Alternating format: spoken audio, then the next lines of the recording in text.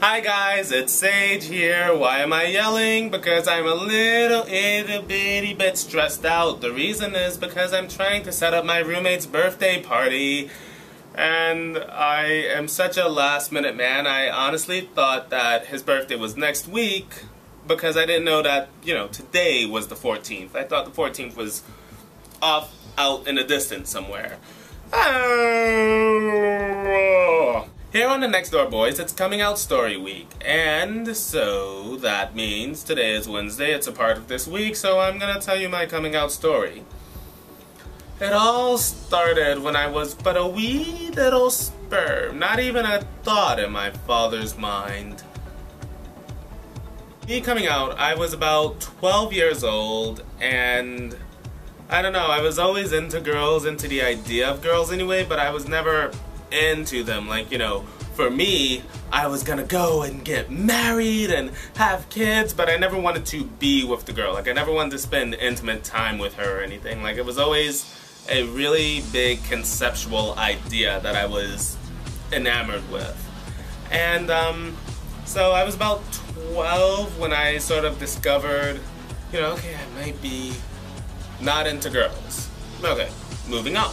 And then at around 13, I discovered what gay was. And I'm like, oh, that's not me. I'm just not into girls. Moving on to 14, I said, that might be me. And so, inquisitive little me, I went and started reading, like, what was it?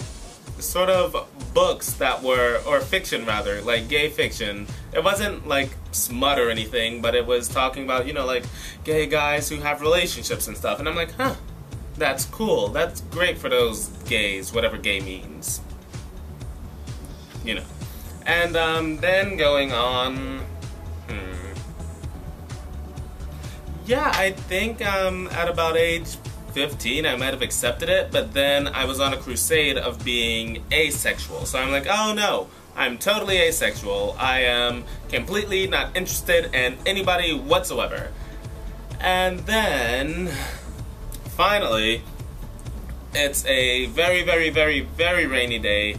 There's this place, it's called Youth Pride, and it's in Atlanta. And on this very rainy day, I missed my bus, I missed my train, so I'm walking, well, first off, I just missed the bus. And so I'm walking down to the train station myself because I didn't want to wait for some reason, just standing there in the rain. And so then I get to the train stop. I see the train pull off right before I get there, and I'm like, I don't want to wait. I want to be warm. I want to be dry. So I walk into the gay center, Youth Pride, which is right across the street from the train station. And people are like looking at me like and I had longer hair back then, so my hair is like falling all down to my eyes, like down my neck. I look like a wet dog. I'm shivering down to the bone. And the director of the center, he just took me under his wing right there, and he gave me, like his jacket. He, let me dry off, and, he just sort of sat me down, and he was like, hey, so, what's going on? Tell me about yourself, etc., etc., etc.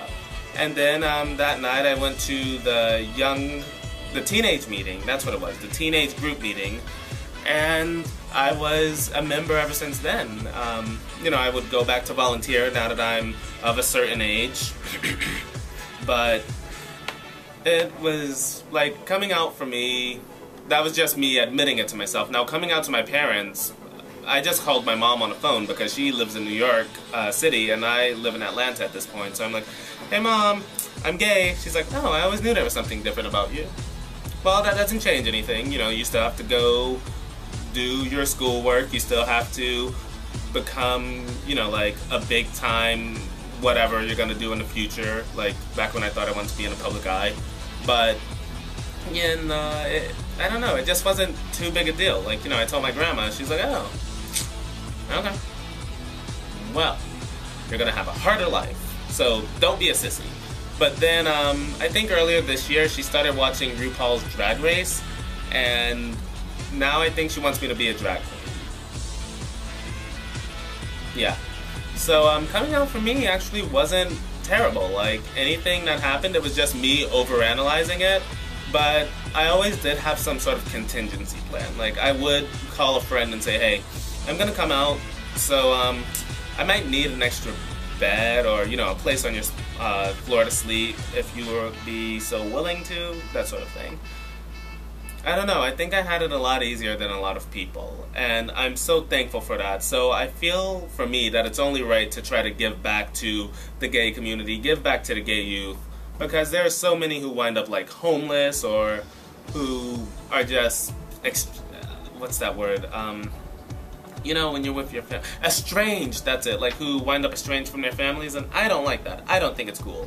So I want to do my part to help as many people as possible, and I kind of started a blog. Check it out. It's bromosaywhat.wordpress.com, and it's sort of my way to put a smile on the faces of people who might be being bullied or, you know, not even thinking that they're worth a lot or something like that, because I know I've had times, even if it weren't necessarily directed to somebody like teasing me for being gay, I did have, you know, a time when I'm just like, oh man, I'm so upset. I wasn't necessarily suicidal, but a few more bad days, you know, could have made it terrible. I was somewhat of an emo person during my high school years. Bad times. Like, and it wasn't the fun emo where, like, you know, you just buy the clothes and you look depressed all the time. Like, you know, it was like, I'm depressed, bright colors make me vomit. Emo. Anyway, that was my little spiel. I hope you enjoyed it. I hope it could help anybody. And remember, check out my new blog. God, I'm so shameless. I am really shameless.